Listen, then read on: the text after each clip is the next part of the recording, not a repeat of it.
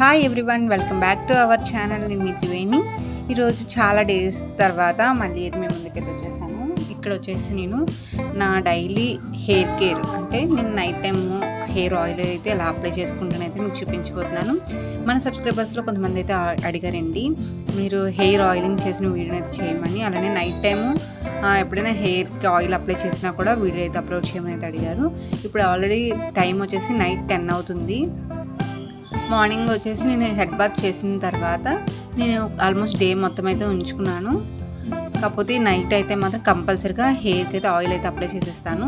ఇక్కడ నా హెయిర్ని ఎక్కువగా ఎందుకు చూపిస్తున్నానంటే, నేను చాలా డేస్ ముందు హెయిర్ అయితే నాకు చాలా ఎక్కువగా డ్యామేజ్ అవుతుంది, ప్లస్ చాలా సిల్కీగా అయిపోయింది. అందుకని చెప్పేసి నేనైతే హెయిర్ వీడియోస్ అనేవి అయితే అప్లోడ్ చేయడం అయితే తగ్గించేశాను. ఇప్పుడు ఆఫ్టర్ మళ్ళీ నా హెయిర్ అనేది కొంచెం గ్రోత్ అనిపించింది.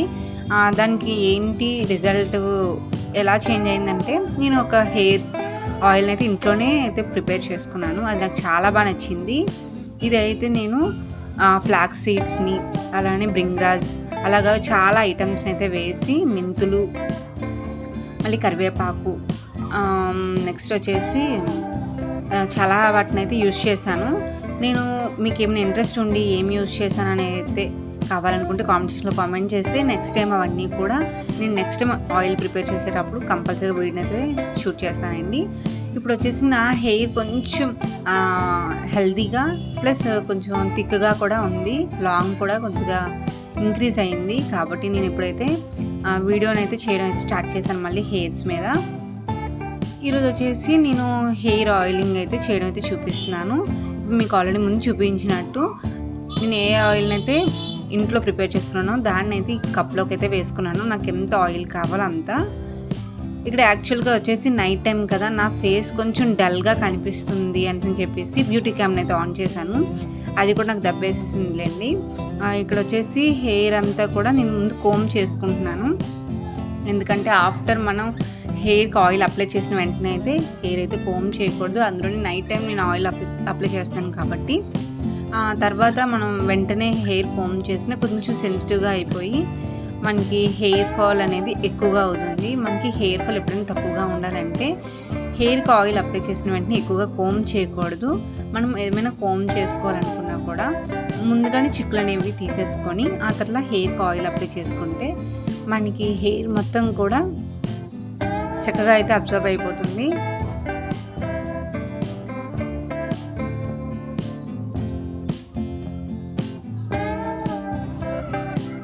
ఇలా హెయిర్ మొత్తాన్ని కోమ్ చేసుకోవటం వల్ల నేను ఆల్మోస్ట్ చిక్కులు అనేవి అయితే ముందే తీసేసాను.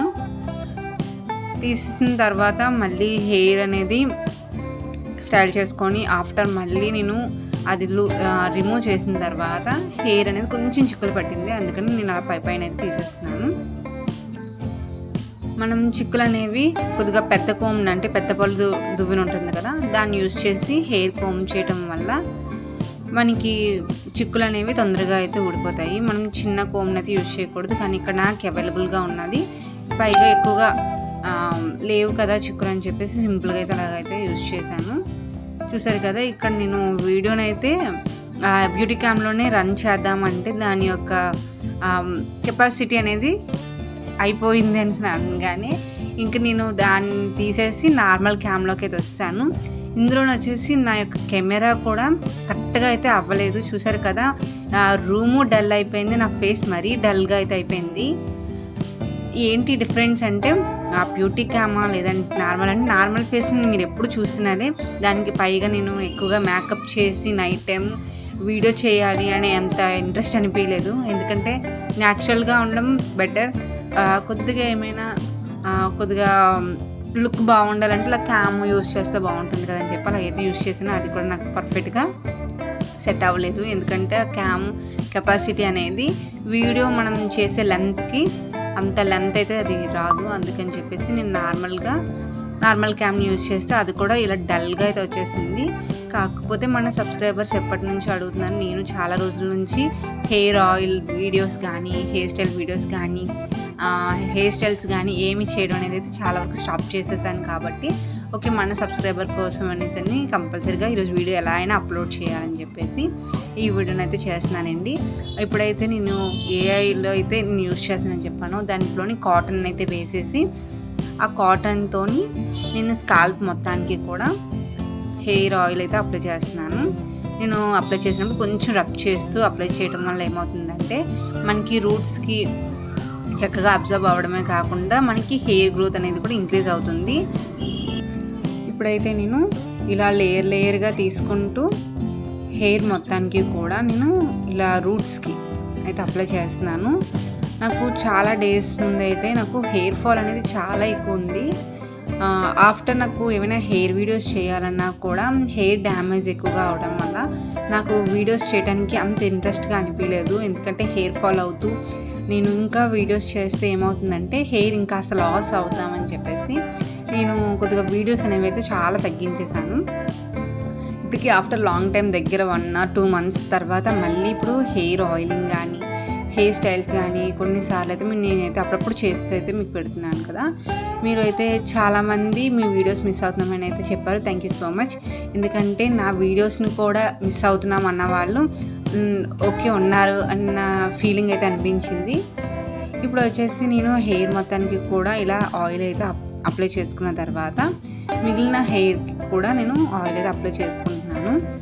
ఇక్కడ నేను కాటన్ అప్లై చేసి యూజ్ చేసేటంటే స్కాల్ప్ మొత్తానికి రూట్స్కి అంతా అబ్జర్వ్ అయ్యే విధంగా నేనైతే పట్టించేసాను. ఇప్పుడు వచ్చేసి హెయిర్కి నేను కింద వైపు అంతా కూడా ఇలా చేత్తోని నేను అప్లై చేసేసుకుంటున్నాను. నాకేంటంటే నాకు ఏదో కొంచెం ఆయిల్ రాసానులే అన్నట్టుంటే నాకైతే నచ్చదు ఎందుకో కానీ.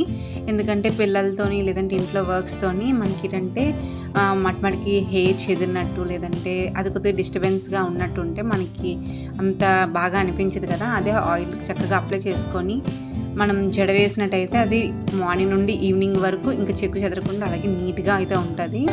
అందుకని చెప్పేసి నేను ఎప్పుడైనా ఆయిల్ అప్లై చేస్తే మొత్తం అంతా కూడా నీట్గా అయితే అప్లై చేసుకొని హెయిర్ మొత్తం కూడా చక్కగా దువ్వేసుకొని అల్లేసుకొని పైకైతే మడిచేసి రబ్బర్ బ్యాండ్ అయితే పెట్టేస్తాను. మ్యాక్సిమం అంటే నాకేమనిపిస్తుందంటే మనకి హెయిర్ లెంత్ కావాలనుకున్నా హెయిర్ని మెయింటైన్ చేయాలనుకున్నా సరే మనం ఇటువంటి ఇవి పాటిస్తేనే మనకి కరెక్ట్గా హెయిర్ కూడా మంచిగా గ్రోత్ అవుతుంది అని అయితే నాకు అనిపిస్తుంది. ఎందుకంటే మనం హెయిర్ని చేసి చిగురులు వదిలేసినట్లయితే అది ఎక్కువగా పగిలిపోతుంది. పైగా ఎప్పుడైనా మనం హెడ్ బాత్ చేసిన తర్వాత కూడా మనకి అంత పర్ఫెక్ట్గా అనిపించదు. ఇలా మనం హెయిర్ మొత్తానికి ఆయిల్ అప్లై చేసిన తర్వాత ఎప్పుడైనా హెడ్ బాత్ చేస్తే కూడా మనకి మంచిగా హెల్తీగా హెయిర్ అనేది ఉంటుంది. అందుకని చెప్పేసి నేను ఎప్పుడు రెగ్యులర్గా చేసేదైతే నేను మీతో షేర్ చేసుకుంటున్నాను. నేనైతే ఇక చూడండి నాకు నేను హెయిర్ కట్ చేసిన తర్వాత మీరు అలా హెయిర్ కట్ చేయకండి, మీకు లాంగ్ హెయిరే బాగుంటుంది అని చెప్పేసి మన సబ్స్క్రైబర్స్ కానీ లేదంటే నాకు అవుటర్స్ కూడా చాలామంది నేను హెయిర్ కట్ చేసిన తర్వాత నన్ను అయితే అడిగారు, నీకు లాంగ్ హెయిర్ బాగుంటుంది, షార్ట్ కట్ చేసిన తర్వాత అసలు ఏం అంత అనిపించలేదు అనేసి అన్న తర్వాత ఏదో కొంచెం నెమ్మదిగా అయితే హెయిర్ మళ్ళీ ఒక హెయిర్ ఆయిల్ అనేది నేను ప్రిపేర్ చేసుకున్న తర్వాత నాకు హెయిర్ గ్రోత్ అనేది చాలా బాగా ఇంప్రూవ్ అయ్యింది. ప్లస్ నాకు హెయిర్ థిక్నెస్ కానీ లేదంటే హెయిర్ గ్రోత్ అనేది కూడా నాకు మంచి రిజల్ట్గా అయితే కనిపించింది. అందుకే మళ్ళీ నేను హెయిర్ వీడియోస్ అయితే నేను స్టార్ట్ చేశాను. యాక్చువల్గా ఏంటంటే చాలామంది నువ్వు హెయిర్ వీడియోస్ పెడతావు, ఇప్పటికే హెయిర్ ఫాల్ అవుతుంది కదా, మళ్ళీ ఇంకా హెయిర్ వీడియోస్ ఎందుకు అంటే నేను ఇంకా థాట్లోకి వెళ్ళిపోయి హెయిర్ వీడియోస్ అయితే ఫుల్గా ఆపేశాను. కానీ నాకు అనిపించింది మన సబ్స్క్రైబర్స్ ఎంతో ఇష్టంగా నాకు మంచి మంచి కామెంట్స్ చేస్తూ హెయిర్ వీడియోస్ అనేవి వాళ్ళు అడుగుతున్నారు, వాళ్ళ కోసమైనా డెఫినెట్గా నేను హెయిర్ వీడియోస్ అయితే చేయాలి అని చెప్పేసి నేను ఇలాగా నా హెయిర్ ఎప్పుడైతే మంచిగా అనిపించిందో ఇంకా వీడియోస్ని అయితే స్టార్ట్ చేశాను. ఇక్కడ మీకు చూస్తే ఆల్మోస్ట్ హెయిర్ మొత్తానికి కూడా ఆయిల్ అయితే ఫస్ట్ నుంచి ఎండ్ వరకు అయితే బాగా అప్లై చేసేసాను. ఆల్మోస్ట్ ఎక్కడ కూడా లేయర్ టు లేయర్ నేను ఫింగర్స్తోనే కంప్లీట్గా అదైతే నేను ఫిల్ చేసుకుంటాను. ఆఫ్టర్ వచ్చేసి నేను హెడ్ మసాజ్ అయితే కంపల్సరీగా చేసుకోవాలి. ఎందుకంటే మనకి మంచి బ్లడ్ సర్క్యులేషన్ ఇంప్రూవ్ అయితేనే మనకి హెయిర్ గ్రోత్ అయినా లేదంటే కొంచెం రిలాక్సేషన్గా అయినా మనకి హెయిర్ అయితే అనిపిస్తుంది. కాబట్టి మనకి ఎవరైనా చేస్తే ఇంకా రిలాక్స్ అవ్వచ్చు, కానీ మనకి ఎవరు చేసే హెల్ప్ లేరు అనుకునేటప్పుడు మాత్రం ఇలా మనమే చేసుకోవాలి. కాబట్టి కొంచెం ఫ్రీగా మైండ్ అనిపించే విధంగా మనం ఇలాగా హెడ్ మసాజ్ చేసుకుంటే మనకి బ్లడ్ సర్క్యులేషన్ అనేది బాగా ఇంప్రూవ్ అయ్యి మన హెయిర్ గ్రోత్ అనేది కూడా చాలా బాగుంటుంది. యాక్చువల్గా నేను నెక్స్ట్ టైం వచ్చేసి నేను మా అబ్బాయితోని హెయిర్కి ఆయిల్ అప్లై చేసుకునే వీడియో అయితే చేయాలని అయితే అనుకుంటున్నాను. ఎంతమందికి ఆ వీడియో ఇంట్రెస్ట్ అనిపిస్తుందో ప్లీజ్ కామెంట్ సెక్షన్లో కామెంట్ చేసి నేను త్వరగా వీడియో అయితే అప్లోడ్ చేస్తాను. ఎందుకంటే యాక్చువల్గా నేను ఈసారే నేను అనుకున్నాను మా అబ్బాయి పెద్ద అబ్బాయితోని హెయిర్ ఆయిల్ అనేది అప్లై చేసే విధంగా. అంటే ప్రతిసారి అవుటర్ సిస్టర్స్తో వాళ్ళతోని హెయిర్కి అయితే ఆయిల్ అప్లై చేపిస్తున్నాను కదా. మా సన్ వచ్చేసి మామూలుగా మనకి పిల్లలే కదా, కొద్దిగా ఏదైనా హెల్త్ బాగోపోయినా లేదంటే వాళ్ళకి మనం ఎంత హెల్ప్ఫుల్గా ఉంటామో మదర్ అండ్ ఫాదర్కి వాళ్ళకి కూడా అంతే రెస్పాన్సిబిలిటీ తీసుకొని వాళ్ళు కూడా అలాగా కేర్ తీసుకుంటుంటారు కొన్ని సందర్భాల్లో. అందుకని చెప్పేసి నాకు అనిపించింది, మా అబ్బాయి అయితే అమ్మ నీకు హెయిర్ ఆయిల్ రాస్తాను అంటే ఓకే నాన్న నెక్స్ట్ టైము వీడియో చేస్తాను అప్పుడు నువ్వు అప్లై చేయద్దు కానీ అని చెప్పేసి వాడి ఇంట్రెస్ట్ని బట్టి నేను నెక్స్ట్ టైం అయితే వీడియో చేస్తానంటే వాడికి కూడా వీడియోలో కనిపించే ఇంట్రెస్ట్ వాడికి కూడా అనిపించింది. అందువల్ల కాబట్టి మీరు కామెంట్ సెక్షన్లో కామెంట్ చేయండి. నెక్స్ట్ టైం నేను కంపల్సరీ మా సన్తోని నేను హెయిర్ ఆయిల్ వీడియో అయితే నేను అప్లోడ్ చేస్తాను. ఇంకా మంచిగా కామెంట్ చేయండి. పర్టికులర్గా వచ్చేసి డ్రెస్సెస్ పలానా డ్రెస్ వేసుకొని హెయిర్ ఆయిల్ అప్లై చేసుకొని లేదంటే రిబ్బన్స్తో హెయిర్ స్టైల్ చేసుకుని ఎంత అంటున్నారు.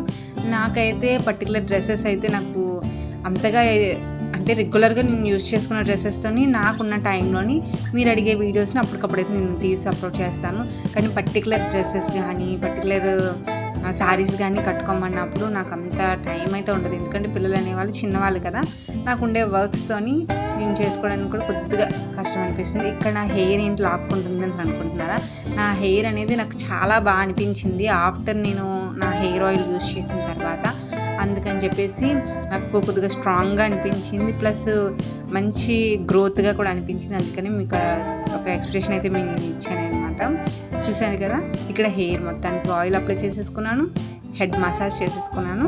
ఆఫ్టర్ వచ్చేసి ఒక 10 minutes తర్వాత అయితే మామూలుగా హెయిర్ అయితే కోమ్ చేసుకోవాలి. ఆల్మోస్ట్ 10 అయితే అయిపోయిన టైము.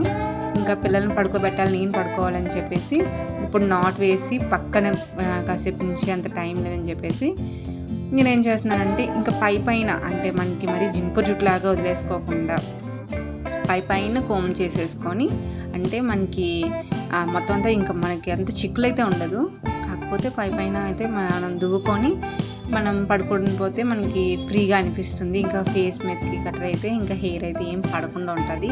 మనం కోమ్ చేసుకోకపోతే చిన్న లేయర్ ఆఫ్ హెయిర్ అయితే ఉంటుంది కదా, అది మన ముఖం మీద అక్కడ పడుతుంది. అది మనకి పడుకునేటప్పుడు చాలా డిస్టర్బెన్స్గా ఉంటుంది.